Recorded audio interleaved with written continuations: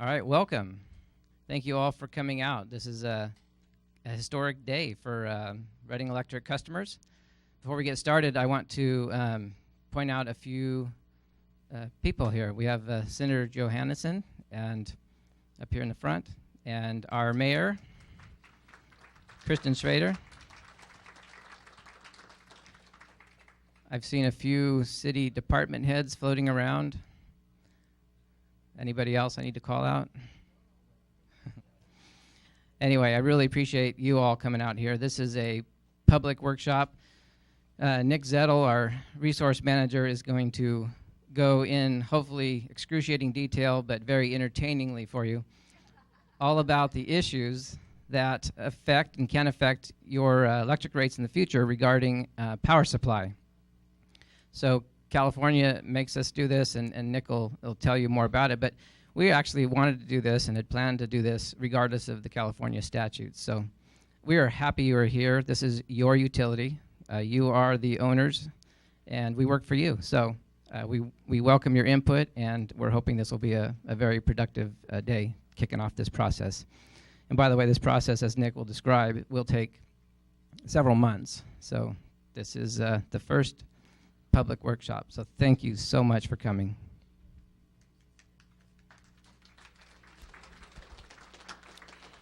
All right, like Dan said, thank you everybody for coming today. If you're wondering why I'm standing between the flag and the table, it's because we're video recording this workshop. For folks that can't maybe make it to this, they could watch this on REU's YouTube channel and then make it to the second public workshop so everybody's up to speed. I'd love to wander around like I usually do, but then my head will be cut out of the frame and there'll just be somebody talking on the video and out there. So I'm very thankful everybody came today. Hopefully you got something to eat. I'm very thankful the city let us provide lunch. I think if I'm going to ask you to come Friday at lunch, you should be able to eat something instead of starving listening to me talk, and then probably the question and answer period would be a little different. So before I even get started, I want to mention there's two logos up here. You see Black & Veatch is right under REU. Black & Veatch is a consulting firm that we've secured to kind of help us do this the right way. Black & Veatch has done integrated resource planning all across the country with electric utilities, and we thought we could either try it ourselves and see how it goes, or we could just get the people that know how to do it to help us out on staff and project manage it with us. The second logo underneath it is Ascend Analytics. That's a company out of Boulder, Colorado that we use. We license their software for some of the heavier modeling and the data analytics to look at the energy portfolios and the costs and how they interact together. So I just wanted to give a mention to those folks. You'll hear they'll be more active in the second public workshop because they'll be getting into the details for each of their respective areas. So today, like Dan said, this is about starting off this adventure as a group together. So if you didn't put your email in on the sign-up sheet on the way out, if you want to, put it in there. We'll make sure that you're on kind of a private email list. So for second workshop, you'll get an email. If we have updates on the plan, you'll get an email. If you don't want to do that, it's okay. We have a web page at reupower.com/IRP. This presentation will be posted on it. Like I said, the video recording will be posted on it. There's a calendar of events, frequently asked questions, pretty much everything you need. And if that doesn't work, you can also email us or call us or just come down to the AvTech building on Airport Road. Come find me. We'll talk about it. So the ultimate goal, if we're successful, is when this integrated resource plan goes to City Council, if you're all supportive of it as much as you can be, then I think that's success. I mean, if you're all supportive of it 100%, that's ultimate success. But let's be realistic in real life. There's a lot going on here. So if we're 80% there, all of us, then that's doing pretty good. So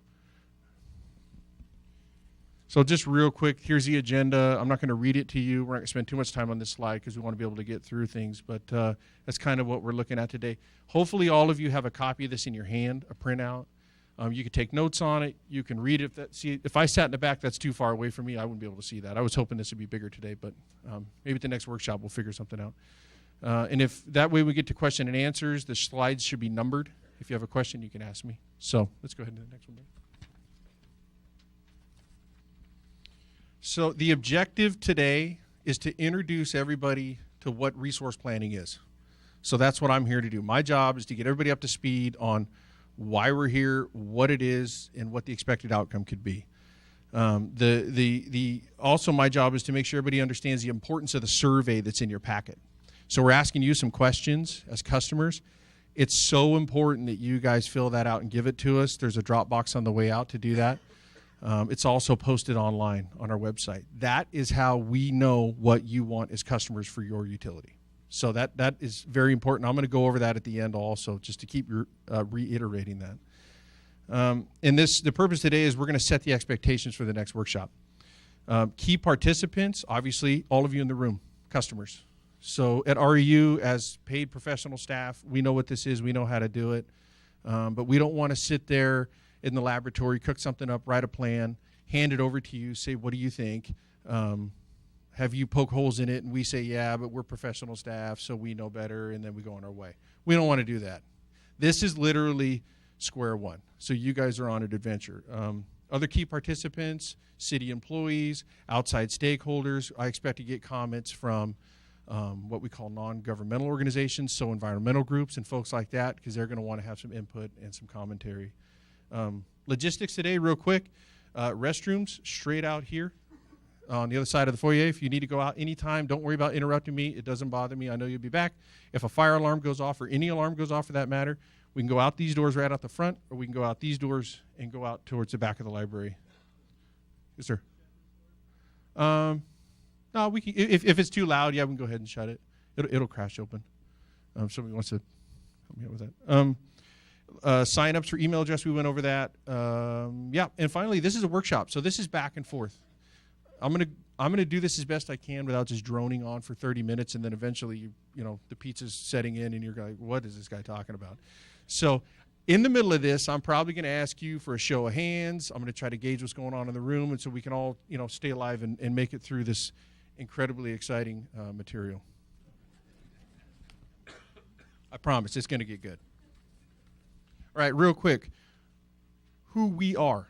So there's always been confusion. I've been with the utility for 15 years, and there's always been confusion about who is REU and where are they in relation to the city. So the quick point of this slide is Reading Electric Utility is a name for our department. We're just the electric department, like the police department, the fire department.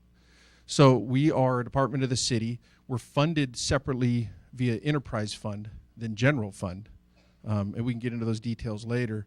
But at Reading Electric, there's the power plant out at Clear Creek Road, Avtech, the main headquarter building off Airport Road, and then the corporation yard, which is over on Abernathy Lane. So that's kind of our three main areas. I work over at Avtech on Airport. That's where our customer service and walk-in center is. We used to be, the main RE used to be at City Hall. We've moved out there recently. So yeah, and there is always some confusion about paying my REU bill. REU does all the billing services for all utilities. So any like solid waste, storm drain, water, wastewater, we provide all the billing services. So you would go to the REU building on Airport Road and pay your bill for all those.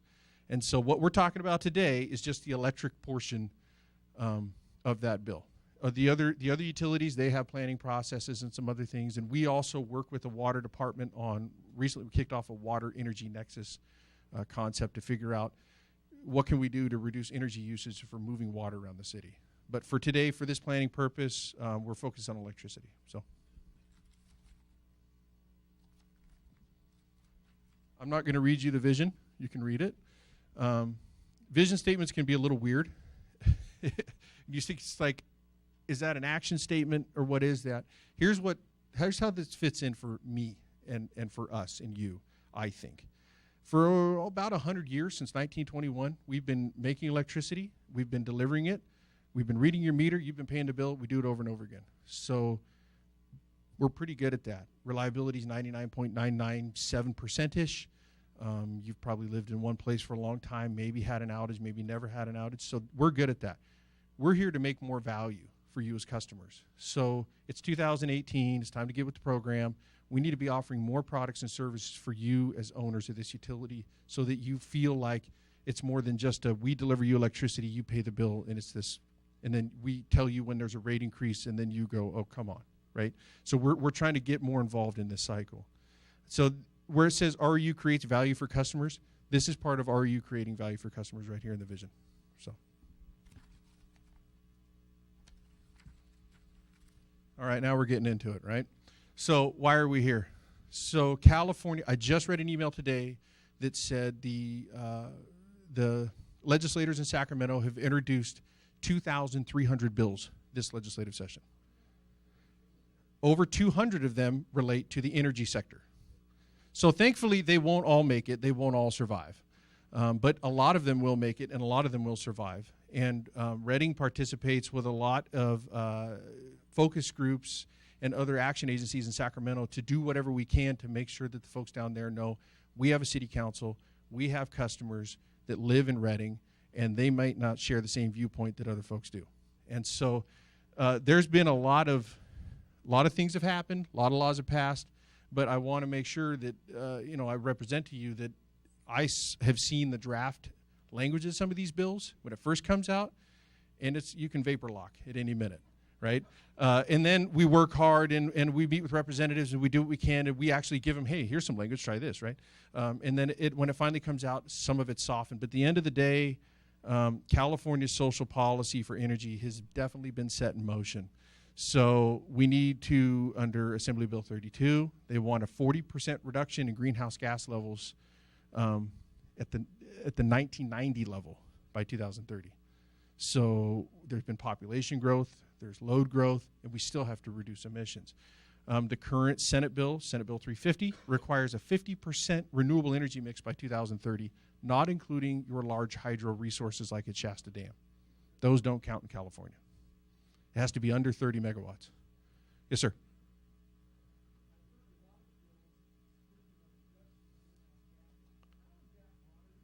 Okay, so great question. I'm going to repeat it because there's no microphones, and for folks on the video, I need to repeat this. So the question was, he's heard of a lot of bills relating to greenhouse gas reductions. How is that monitored? The California Air Resource Board has a lot of folks with a lot of tools and estimates and algorithms and mathematical equations that they're using to figure out how many tons of greenhouse gases were emitted. And basically, they look at how much fuel was used, how much electricity was consumed, if it's farming, how many acres of rice land were burned, those types of things. And then they make estimates on where we started and where we're going. I would say it's definitely not perfect. And there's a big fight always happening about the math behind the greenhouse gas reduction numbers because, they're numbers, right? And everybody knows the old adage of that. Keeping moving on this, energy efficiency goals. Senate Bill 350 says we need to double our energy efficiency efforts by 2030. They don't really know what double means. We're still working on that. On what does double mean? There's been a lot of charts and a lot of lines, a lot of graphs, a lot of workshops, and there's been a few workshops where there's this big gray area that says if we do what we're doing today and then we do a whole bunch more and then utilities do a lot more and everybody does more, there's still this big area where we can't get to double. So they're working on what that means. I'll get to that, what it means for us here in Reading and what we're doing. And then finally, one of the laws was for us to do an integrated resource plan, and it has to be turned in to the California Energy Commission by April 30th, 2019. And it has a whole bunch of requirements in it. Yes, sir. Okay, so the question is, how realistic is this that we're going to achieve these goals? I would say it's pretty realistic. I'd say it's pretty realistic, I'll be honest. I think we can get there. I think, I'm not sure about doubling energy efficiency. Nathan Aronson, he's a supervisor in my group. He's the energy efficiency specialist. He kind of looks at me with a half-cocked look sometimes when I say, we're going to get there, right? Yeah, we're going to get there. Greenhouse gas reduction, that I'm not sure. Renewable energy, I bet we can do it. So, but what we need to make sure is we're not breaking the bank and doing this. We can't just fly off the hinge and say, let's triple rates and meet all these goals ahead of time, right? So that's why we're here to do a plan. Okay, next slide. Oh, wait, sorry. Yes, sir.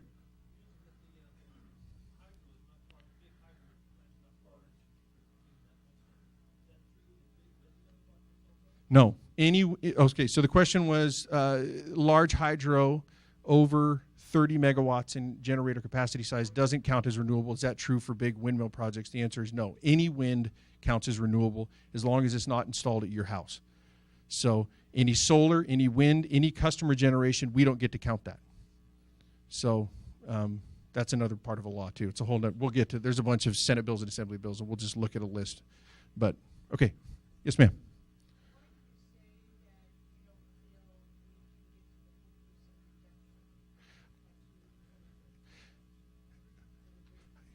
So the question was, why did I say I don't think we can get to the 40% reduction in greenhouse gas levels? I should be more clear on that. That's a statewide goal. So I think the electric industry, I think what we'll do is exceed our requirement. But I'm concerned in transportation, vehicles and heavy-duty trucking and things, that it's going to be a lot larger of an uplift to get people into electric vehicles and things and get off of petroleum use. Now, I could be wrong. I should have said that different. I'm concerned. I want to be surprised. But there's 20 million cars in California, and, you know, we like to drive cars. I like to drive cars. So, and we can't all afford Teslas. And I'd love one, but anyway. Yes, ma'am.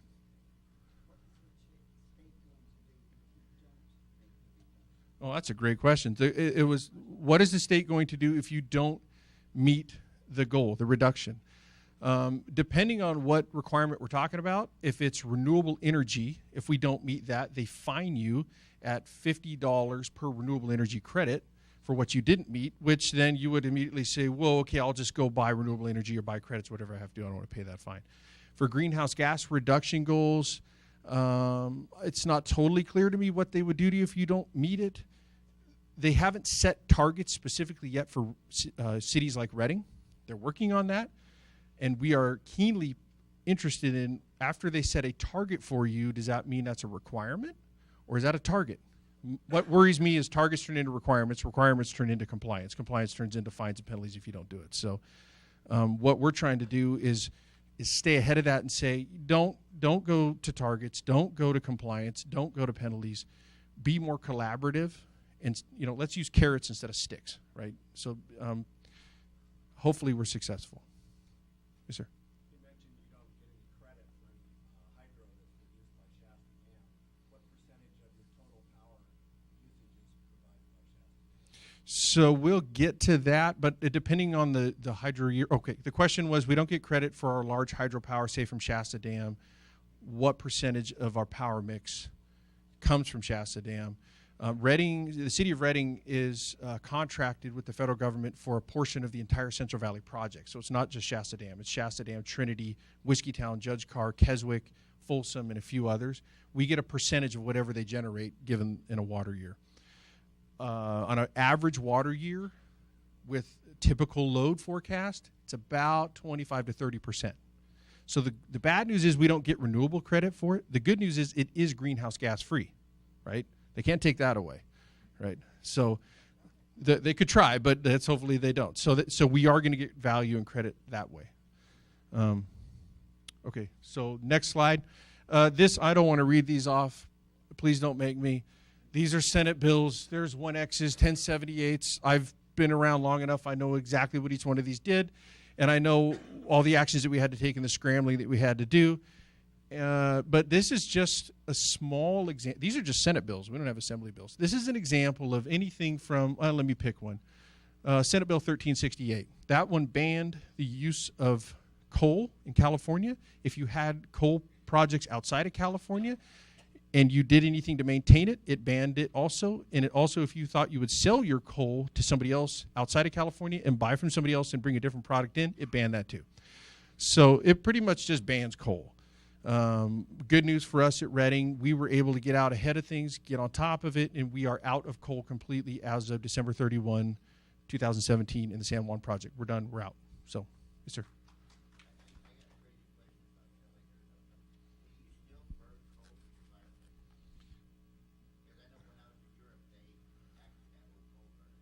So the question is, can you still burn coal in your fireplace? My answer would be, I'm not sure. And I'm smart enough to know to not answer something that you're not sure about. Right. Real quick, ma'am, in the very back.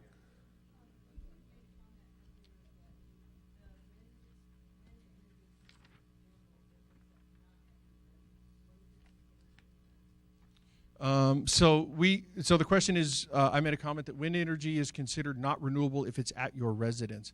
So the answer would be, if you installed wind energy at your home or your business, or solar or any type of renewable generator at your home and your business, and it was put what we call behind the meter, then we don't get to count it as renewable because it's your generator, it's not mine. So you would be generating renewable energy credits, not me. I can't take those from you. That's your property right.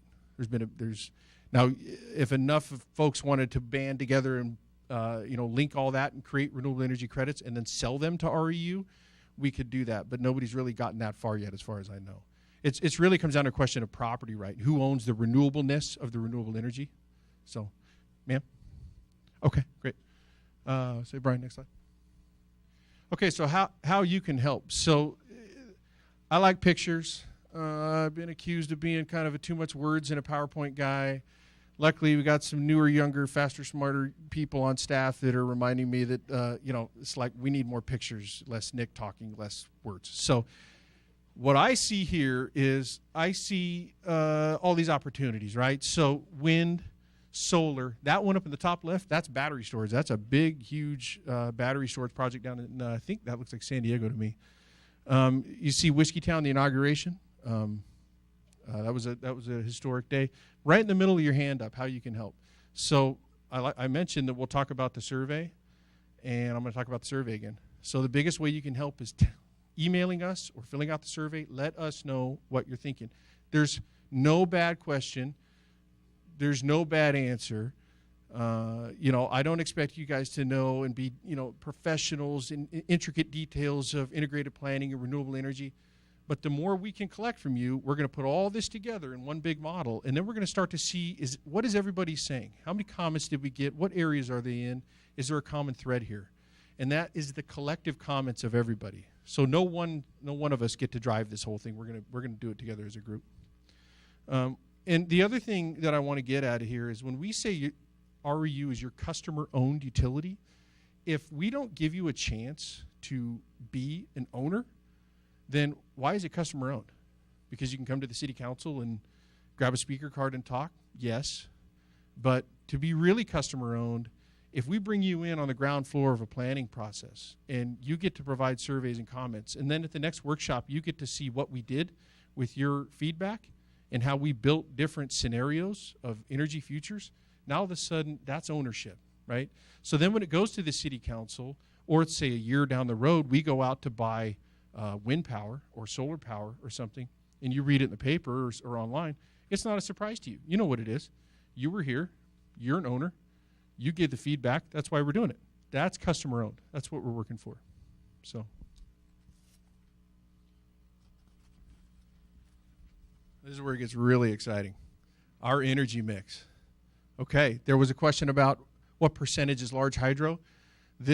What year am I in here, Brian? 2016. We're still scrubbing 2017 data. So this is 2016. It was 24%. Now, if we look at last year, there was a lot of rain. There was a lot of hydro. That percentage would be much higher. Quick show of hands. How many folks in the room know or knew that Reading can either buy power from pretty much anywhere in the 11 western states, or that we are buying power from a wind project out of Washington State, or that we have a power plant on Clear Creek Road, and that basically our energy doesn't all just come from Shasta Dam? Anybody know that? Yes. Yes, you're in the right place. Okay, we're doing good. For those of you who didn't know that, wind 25%, it's called the Bighorn Wind Project. It's in Klickitat County, Washington, in the Columbia River Gorge. It's a windy, wind-driven, ultra-dry, not a single tree, great place for wind. I personally probably wouldn't spend a lot of time there because it's windy. We have been buying wind power from there since 2006. We have a 20-year contract for that. It goes till 2026 with a 5-year option to extend. So that's part of our renewable package. That is renewable as it gets. We get the renewable energy credits, and it's in the portfolio. Small hydro, that 4%. I don't know if you knew this, but Reading in 1984-ish, maybe 85, Reading constructed a small hydroelectric 3-megawatt generator at the base of Whiskeytown Dam. So that's a big earthen dam. And we were able to get a license from the Bureau of Reclamation to build a little hydro unit there. It's paid off. It runs 24/7, except when we have to change oil in it. It's my favorite little machine. It's our little renewable generator. It does quite well. It's a beeping sound.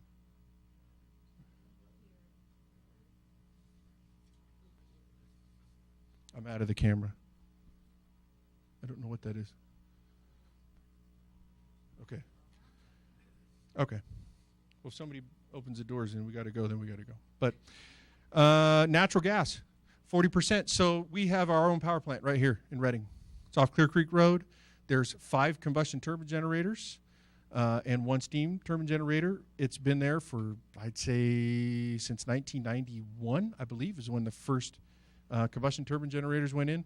It's 187 megawatts of capacity. Most of the time, year-round, it could generate everything we need in town. So it's a great asset to have. It keeps us from being on the hook from having to buy from other folks.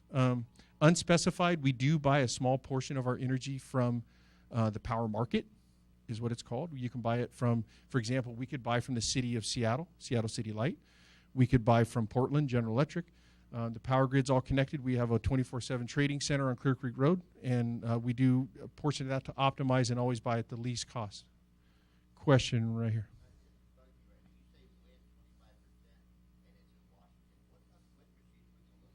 Right, so the question was, you say wind is 25% and it's in Washington. What about the wind turbines that are, say, right here in Bernie, Hatchet Ridge? So those wind turbines were built under a contract for PG&E. So they came along later. They're in PG&E service area. And I've heard, I think I read in the paper, there might be another project looking to go in up there. Yeah. So it's more of a thing of timing and, you know, where they're at. So, yeah.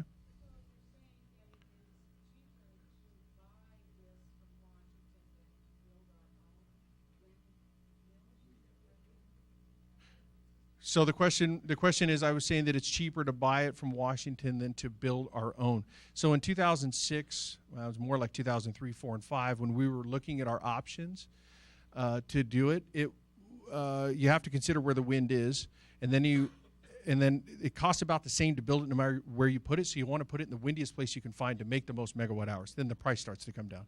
And the windiest place at that time was up there in the Columbia River Gorge. It produces about twice the annual wind that it would around here. So we were lucky to get in where the wind really blows, and then over the years people have had to put it where it's not as windy and the price went up for them. So real quick in the very back, and then we do. What's keeping the city from buying more wind power and throttling down Clear Creek? The question is, what's keeping the city from buying more wind power and throttling down Clear Creek? I would say that's why we're here. So that is definitely an option in the plan moving forward. In order to reduce greenhouse gas emissions and increase our renewable energy requirement, I think we're going to have to do something like that. So, sir. Are we going to get into the specifics on what the rate is for each one of those different sources? Yes. Question is, are we going to get the specifics of what these costs, say, per resource, what the cost is? At the second public workshop, I'm hoping to get into those details so we can start looking at what it costs to burn natural gas at a power plant versus do a long-term solar project, things like that.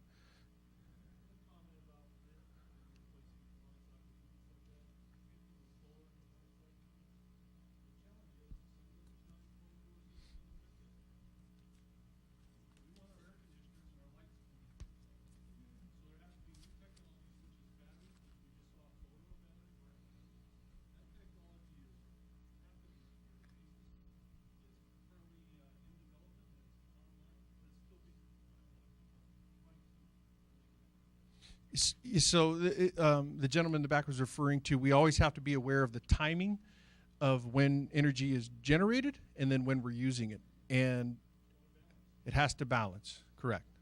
Okay, I got to take one more in the back, and then I got to keep moving. Yes, ma'am.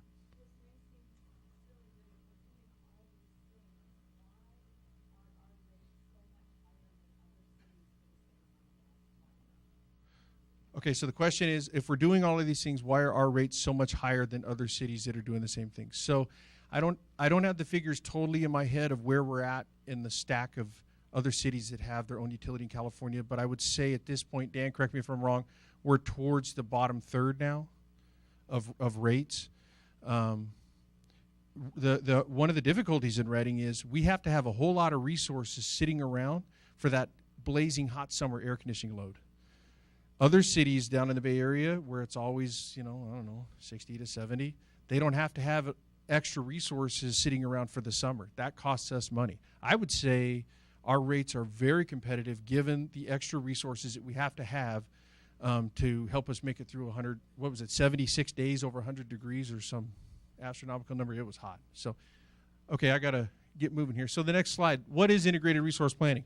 Don't worry, I'm not going to read all this to you, and I'm not even going to ask you to read all the stuff on the bottom yet. This is why you got to print out. You can take it home.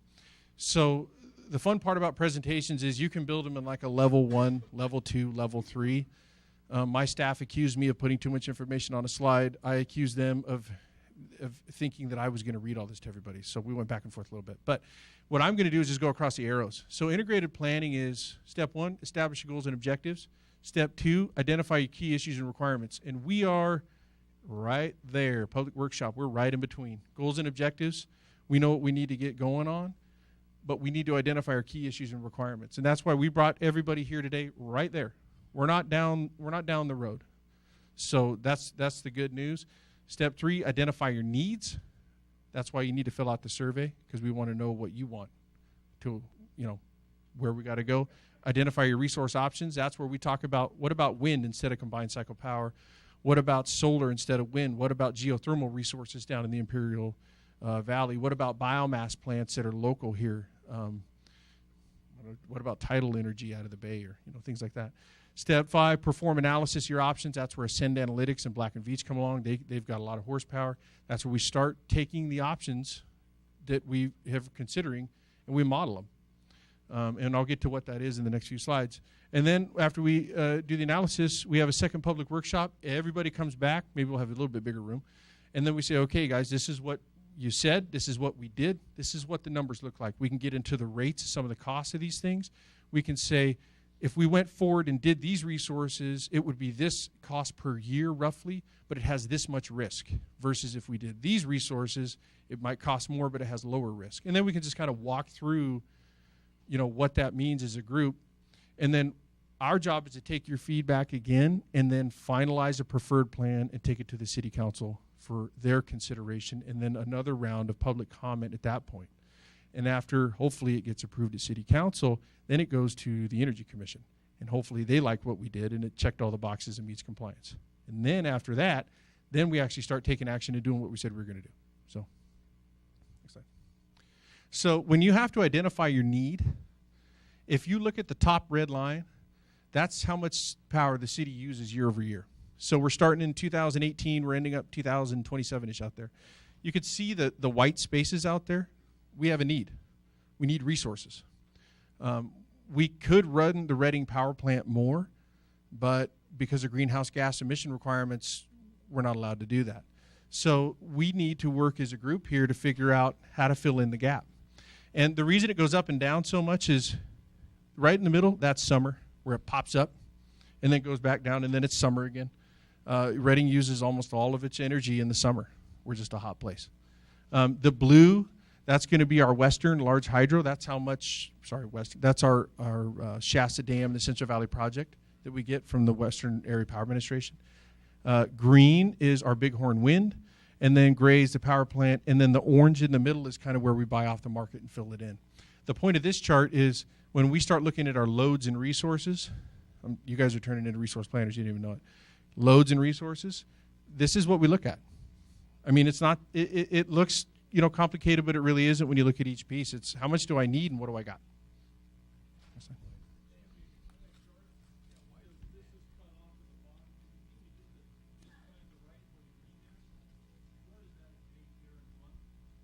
Where the green ends? That is the end of 2026. It'd be December. That's the Bighorn wind contract. It was a 20-year contract from 2006 to 2026. It could be extended for another 5 years to 2031. Yes, so the question was, why does the blue, why does that terminate in 2025? Because our current contract for hydropower ends in 2025, and we would have to renew for another 30 years from there. At this point, because it's greenhouse gas, the question was, do you not foresee that happening? And I would say we are heavily leaning towards renewing that agreement with the federal government for hydropower because it's greenhouse gas free. So it may not be renewable, but it doesn't have any emissions. Yes, sir.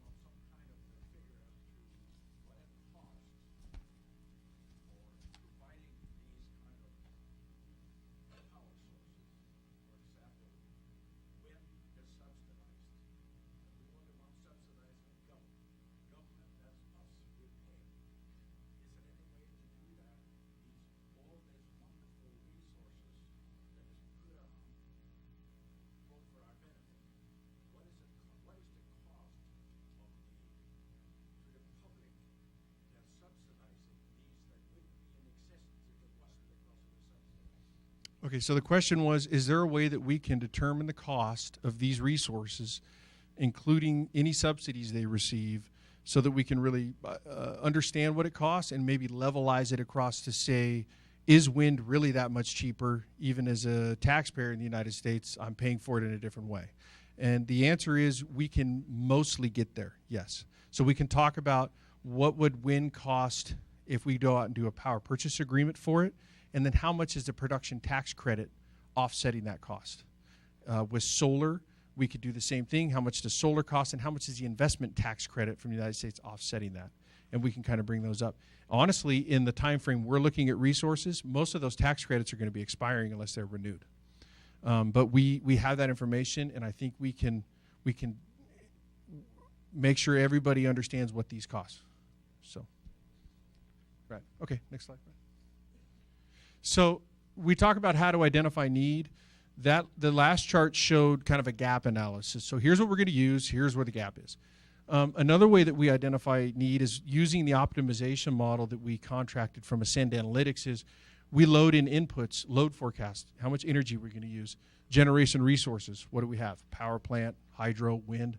What are the prices? What are transmission limits? If we're going to move power from Washington State, we got to move it on the transmission system. How much can we move? How much transmission does Reading have? You load it into the model, and what the model does is then it kind of dispatches your portfolio for 20 years and adjusts the price, adjusts your load, and constantly adjusts variables. And I don't want to sound super nerdy about it, but it uses something called Monte Carlo analysis, where it's constantly changing variables over and over and running a simulation and producing a series of different simulations that then you can sit back and say, okay, on average, this is what this costs. But if everything goes really good, it could be this cheap. If everything goes really bad, it could be this much money. And then it allows us to start put together our exposure. Mainly at this point, it shows you what your need is on an hourly basis, because energy is used instantaneously every 4 seconds. We have to make sure that we're dispatching generation to meet load all the time, every 4 seconds. There's not a big enough battery yet that's going to save us. You know what I mean? It's just not there yet. They're working on it, but we're not there. Okay. And just, this is kind of anecdotal, but the name of the software is PowerSim from Ascend Analytics. Next slide. So I talked about how it identifies need. It uses weather. Weather is really important in Reading to figure out how much power we're going to use and how our load changes. I know that there is a system operator in the crowd here that used to work for us. He probably at one point was sitting on the desk, and it was 100 degrees outside in June, like it can be, and load was up around 200 megawatts, and then the clouds came in. That monsoonal stuff blows in, and then the sun covers up Reading, and he loses 30 megawatts in about 15 minutes. We are so affected by weather. That in the model captures that.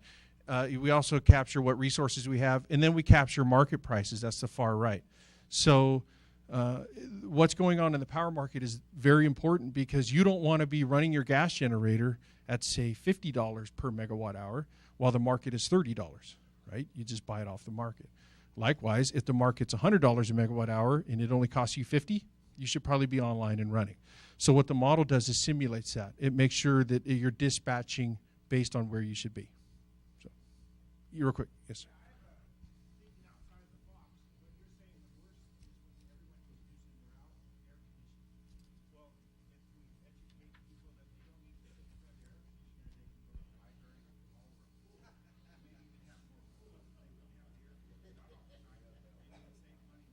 So the question was,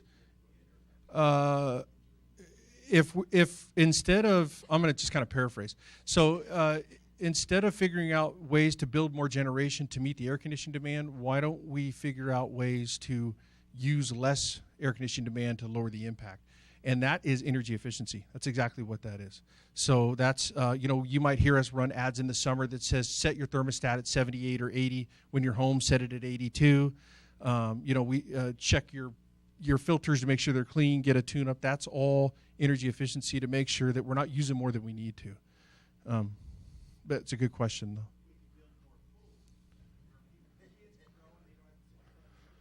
Right. Okay. So one of the potentials there is we could build more pools and be in the water, which is evaporative cooling. So, Okay. Sir.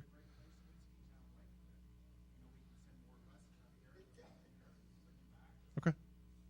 Thank you, sir. Appreciate it. Yes, sir. Didn't you say that when it comes to a point where we cannot run our generation ourselves because of government regulations or what they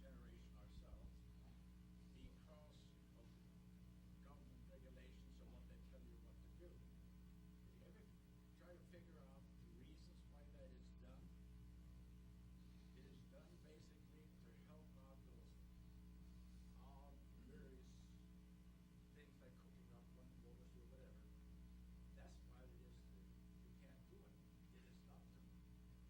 is that you can't do it. It is not to, if you could do it, it would benefit Reading. But if you can't do it, it benefits someone else, and that is because of the cost of buying it from these things. And that's the straight subsidy. I worked on that for years. Okay. I'll take that as a comment. But yes, to the point, if we can't do something, then we have to do something else, and somebody's benefiting from that. So that's a good point. Yes, ma'am.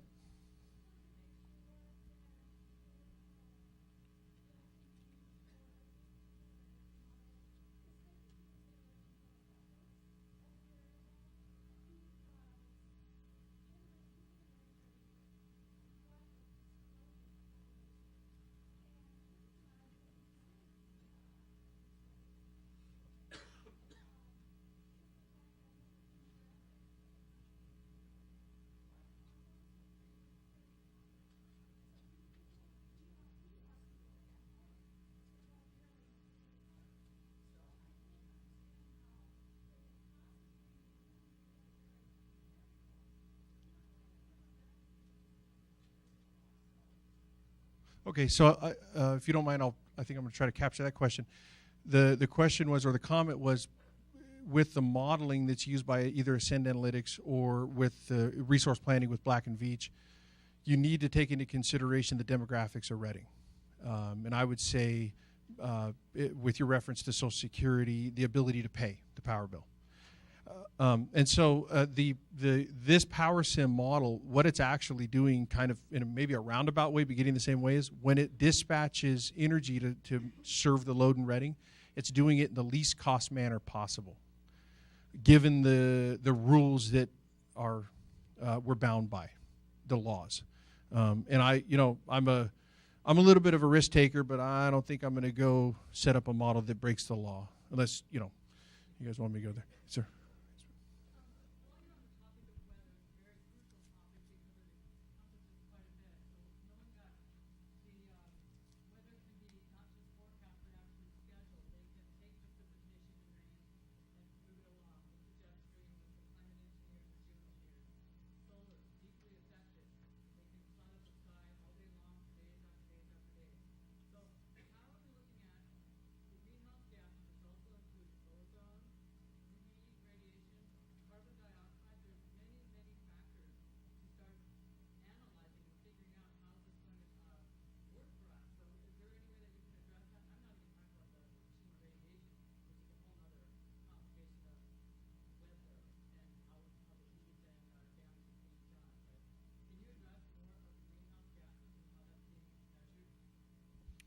Yes, so the question was, how is REU measuring or addressing the impact of greenhouse gases on weather, I think is what, and our future weather, and what changes is it going to cause?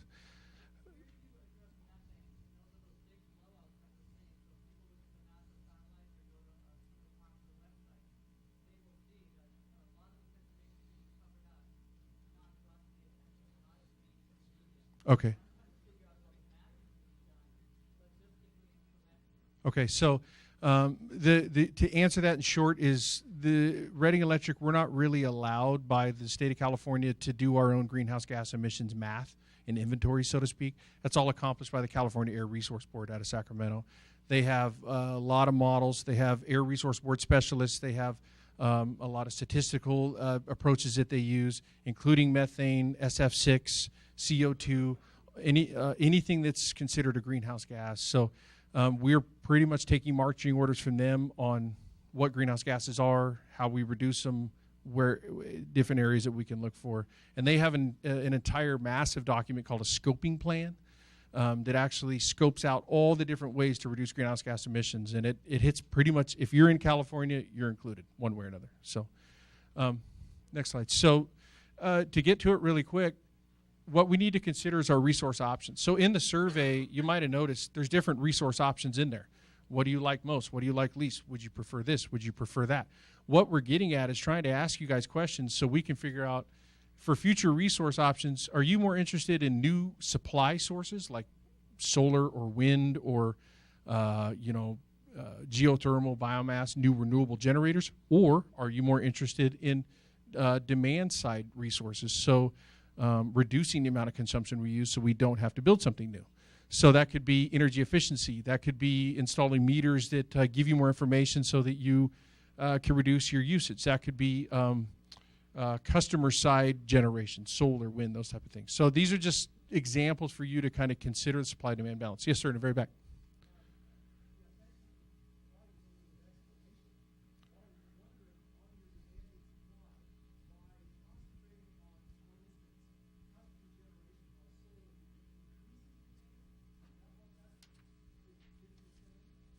Yeah, so the question is, customer solar, does that decrease demand? And the answer is yes. So from the utility side, if there was 1,000 houses and each one was using 1 kilowatt hour and one house put in a solar system, 1 kilowatt, it would now be 999 is what we would see. You're still using a kilowatt hour with your solar system, but to us on the utility side, it looks like less load. So we're looking at our options on supply and demand, but that's fine. Brian, next slide. But just like with everything else in life, it's a balance. So we have to consider kind of I'm considering REU's vision. All you guys really have to consider is system reliability, regulatory compliance, and managing costs. So my team went round and round on managing costs. Should we call it affordable? Should we call it reducing, limiting?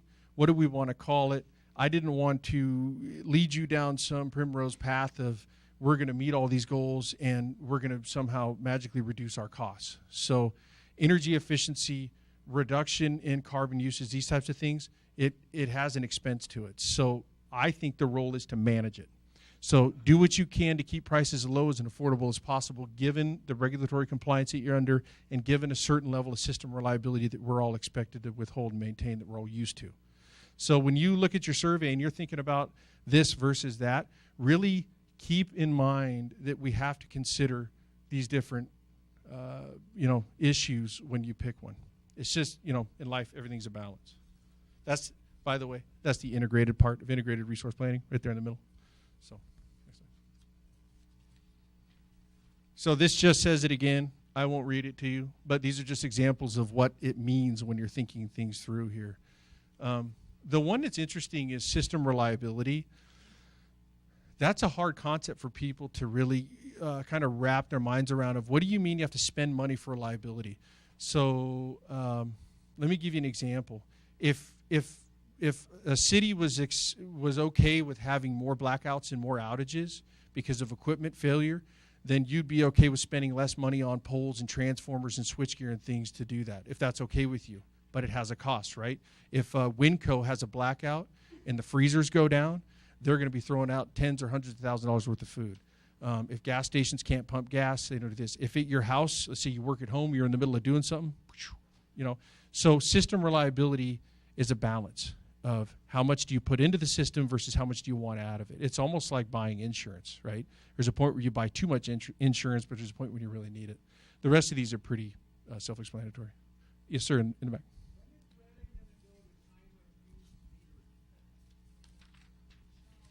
So the question was, when is Reading going to go to time of use metering? What is that? So right now, for residential customers and small commercial and large commercial, all of our electric rates, the cents per kilowatt hour, doesn't change depending on the time of the day. Other utilities, say PG&E, for residential customers starting January 1, 2019, are all going on a new rate that changes the price of power depending on the time of the day. As you might guess, from 4 to 9 p.m., the price of power is really expensive versus other times. Nearly, I would say, 2.5 times what we pay for our power here. So I don't have a specific answer on that. I think what we could do at the second public workshop is see if any of these resource options we come up with drive a need to change the price of power given the time of day. And then if so, then maybe we should be having a separate public workshop on electric rates and rate design and things like that, just to kind of keep it in scope. Yes, sir. I noticed there's nothing that says self-sufficiency, so is that even possible? The question was, we haven't covered anything about self-sufficiency, and I think what you're saying is generating or having enough energy resources in Reading so that we don't need to be out there. I would say that's possible. It's possible if we spend enough money. So that's the reliability part. You could technically spend enough money and have enough redundant systems that you don't have to have any reliance on the outside grid, but okay, that's a comment. Yes, sir, in the back.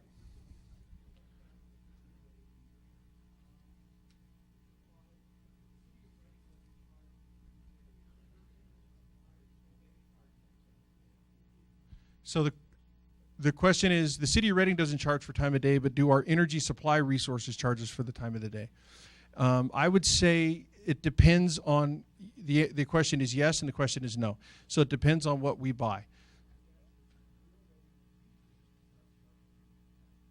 I think the possibility is yes, but the thing is what's happening right now in California, they've built so much solar energy, the time of day and the value is completely changed than what it's ever been historically. So in our world, there was on-peak pricing and off-peak pricing, or heavy load pricing and light load pricing means the same thing. Basically means from 7 in the morning until about 10 o'clock at night, that was on peak. The issue now is there's so much solar in California that at like noon or 1 in the afternoon, power prices are going negative in the market, meaning they can't give it away fast enough. So they're giving it out to other states and other places. So, but the issue there is about 5 or 6 o'clock at night when the sun goes down, power prices are screaming into $100, $200, $300 per megawatt hour range, because now we have to fire up all this generation and get there. So the time is changing and the prices are changing, but we'll address that. So, okay, next slide, Brian. We'll get moving here. So these are the next steps. Once the plan's completed, it goes to council. Hopefully we get approval there. We submit it to the Energy Commission. Hopefully they like it by April 30, 2019. Action plan, we create an action plan for procurement of our resources that we want to do. And then we take that back to City Council, so no surprises. And if we get approved, then we Reading staff, we get the implementation plan, and then we start layering in the new resources, and then we do this entire process again in about 5 years. And we'll do an update to this every 2 or 3 years. So this is a continual process. I don't know if you knew, but you're on a long road here. So, yes, sir.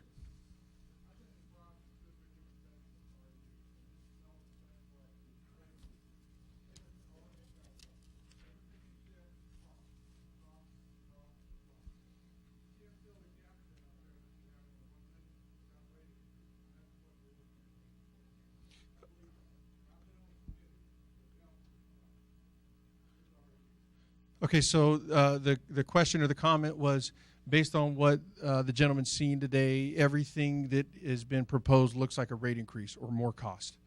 I'll give you some good news. The price of solar energy and some of the other renewables has been declining faster than we thought it would. The price of natural gas and some other resources has kind of gone up more than we thought it would. So I'm not going to stand up here and say yes or no about rates. I'm not, I don't think we're there yet, but I hope you can stick with us long enough to see where this ends up. Real quick.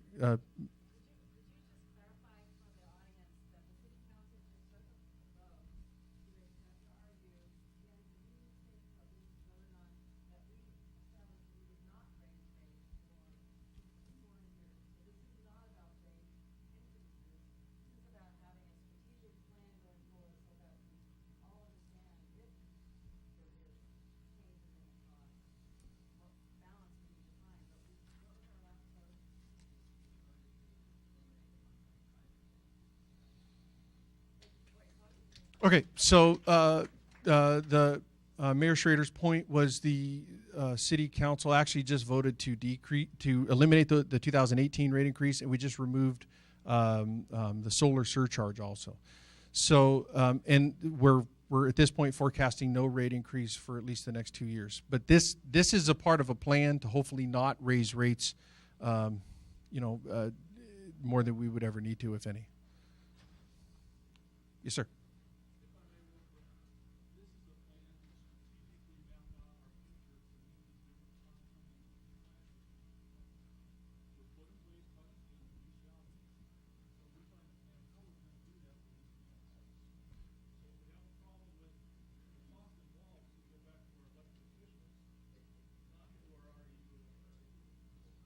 Okay, so the comment was that we've presented a lot of information here that these are actions outside of REU, outside of the city. They're requirements placed on us by elected officials of the state. And what we're trying to do as a group is figure out how to manage the outcome and manage any costs that come out of this. And that REU didn't create greenhouse gas emission reduction goals or renewable energy requirements. So just keep things moving real quick if you don't mind. How to participate forms. The survey forms and the presentation. Take the presentation home. If you want to hang on to it for the next workshop, that way you have your notes on it. Put the forms in the box over there. We made a special web page for this. It's our main web page, just /IRP, Integrated Resource Plan. There's an event calendar. There's a comment area. Everything you kind of need to stay up to speed. And we're going to post this video on there in case I said something. You're like, what's he talking about? You can watch the video. I'm sorry, fast forward if you can. Email us. There's a few of us that get that email address, irp@rupower.com. We see them come in. I've had 11 emails come in. I've responded to all of them. It's great interaction. Survey, we've been over that. Future workshop, that's the date we're shooting for. I'm going to do my best to stick to that unless something changes. So, yes, ma'am, in the back.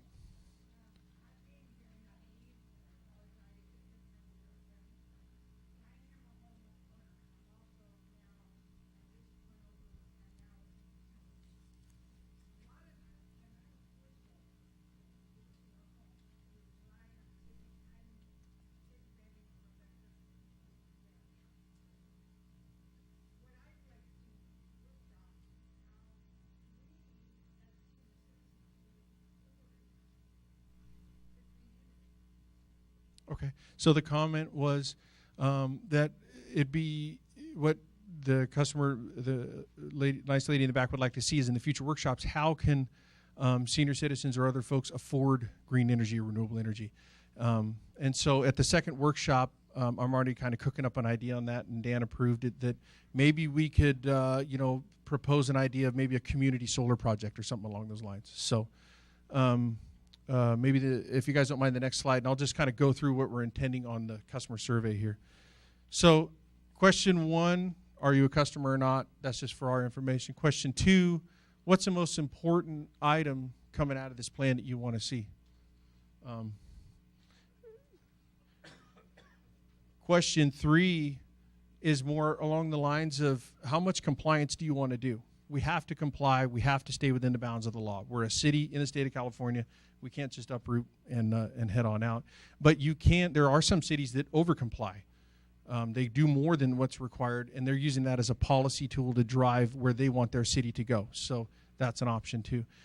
Question number 4 is, if there is a higher cost, are you okay with that for renewable or carbon-free? And it says may, because costs are falling in some of these areas. So it may not be. Next slide.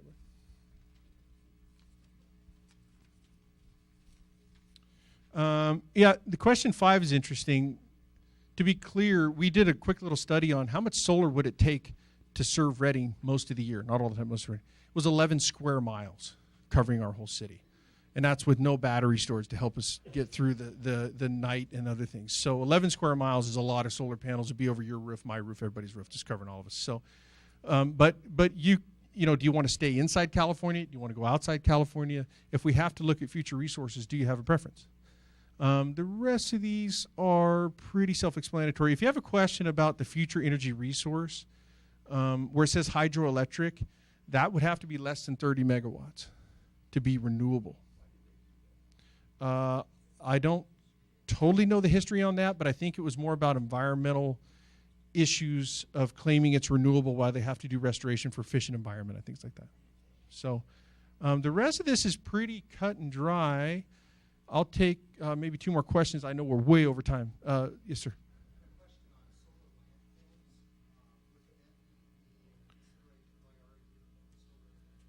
The question is, would the Benton landfill be consideration of a place to put a solar project? And funny enough, you might ask that. We're actually looking at that. So we're really, really early on it, and we're not totally sure what you can do. We're looking at it. Yeah, next question in the back.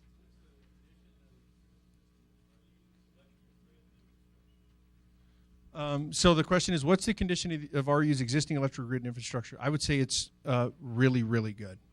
So the difference between us and some other cities is we invest at the right place at the right time for the right equipment, and we build for the future. We don't shortchange it. If you're going to do it right. That's what everybody expects in this town. That's why our reliability is so high. You might, if you've lived in a different place or moved to a different place, you might experience a different level of reliability, and you might look up in the air and look at some of the equipment and say, that looks a lot older where it came from. So, okay, one more in the very back. The question is, how much land does a power plant sit on? Are you referring to the Reading power plant?